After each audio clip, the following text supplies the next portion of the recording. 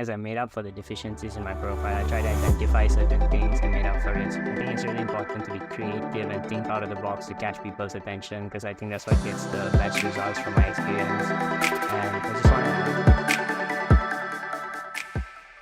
Good morning, good evening, good afternoon, depending on your time zone. Today we have our student Avinaash Sagar, a unique story. He has been with us for 2 years and he matched in his second cycle. So we want to dig a bit deeper and get his challenges and how he overcame. So welcome, Avinash. Glad to have you here. Hi, Pawan. It's good to be here. Thank you for inviting me to tell my story. So Avinash, let's go into a bit of a background. Tell us about yourself and your journey in brief. Sure, yeah. So I'm a visa requiring IMG. I went to med school in India. I graduated in 2021. And as Pawan mentioned earlier, I matched in my second application cycle. So I applied in the 2022 cycle, but I didn't match then. And then I reapplied in the 2023 cycle and I matched into a categorical IM program. Just some brief points about what was different from the first application cycle to the second. So in the first application cycle, I only had outpatient US clinical experience, primarily due to COVID. I didn't really do a lot of good networking, I feel. And I felt overall my interviews went well. I got about 7 interviews. My publications were about 2. And at that time, I only had step 1 in CK. In my second application cycle, I had step 3 in hand. I increased my publications to almost 10. I had more inpatient USCE. I felt as if I networked and built better connections over the past year. And again, my interviews went well, but I think the one big difference was that I had a better understanding of the US healthcare system through my experiences. And so I got 18 interviews, as Pawan mentioned. So that's a brief summary of my journey. Okay.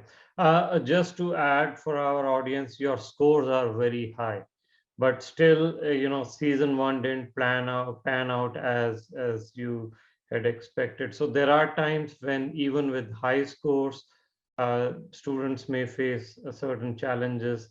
So talk a bit in Definitely. detail about the challenges you face. You briefly mentioned about the USCE and all, but what were the challenges that you faced Yeah. in the So journey? So, like I mentioned earlier, COVID was the big challenge during my first application cycle. It had just hit at that time. All of 2020, 2021 was peak COVID season. So there was a great amount of general uncertainty as to what's going to happen, because so many things were different from past cycles. We had to learn as we went along. And I never really knew whether I was going to be able to apply with a complete profile in time. A little bit more specific though, like electives, a lot of my electives got canceled. So instead, I had to opt for outpatient clinic-based externships in that cycle. And then I also experienced test center closures for both of my step exams, which caused it to get postponed, delayed, and I had to factor that into being ready for match season. And then obviously the other big challenge is not matching. So these are the 2 big challenges I faced through my journey. Okay. Uh, and then let's switch gears and come to the second season, right? Sure. So here you mentioned better networking, better outreach, better understanding of the US healthcare system, whether it's the inpatient versus outpatient. And I think better utilization of Sarthi resources in terms of tips. And so can you get into a bit detail about the second season? What exactly did you do differently in terms of Yeah. these things? I think first and foremost, I have to be thankful that COVID sort of eased up so I could have more freedom to do more things. The second thing is I made up for the deficiencies in my profile. I tried to identify certain things and made up for it. So number 1, I got step 3 as out of the way as quickly as possible before application opening date. In terms of research, there are online courses that help you publish abstracts. Abstracts have a faster turnover rate than full manuscripts, so it's better in terms of beefing up your CV for application season. Sarthi does offer a similar type of course which helps you publish and learn how to publish. That's the first, and that's the second thing. The third thing is USCE. So I believe I got stronger USCE the second time around. And what I mean by stronger USCE is that I got LORs and experiences which represent IM residency as close as possible. So what do I mean by that? I mean inpatient rotations in inpatient academic centers where I get to work and interact with teams of IM attendings and residents. And it'd be even better if it's an IMG-friendly place who take IMGs from your part of the world. So these are some of the factors that I think make strong USCE. And then the fourth point that I mentioned earlier was networking. At the beginning of this, I didn't really know anyone, but I think one of the most important things is to be proactive in reaching out, whether that is to friends, medical school classmates, seniors, residents from the same country, program coordinators. I'm talking about anyone and by any means possible. I think it's really important to be creative and think out of the box to catch people's attention, because I think that's what gets the best results from my experience.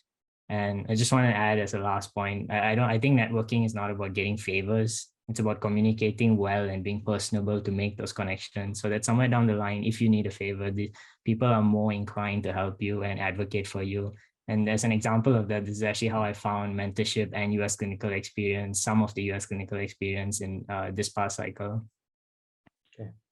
And how about the utilizing the Sarthi resources like the videos and the Telegram group? How did that help you, especially in the second season?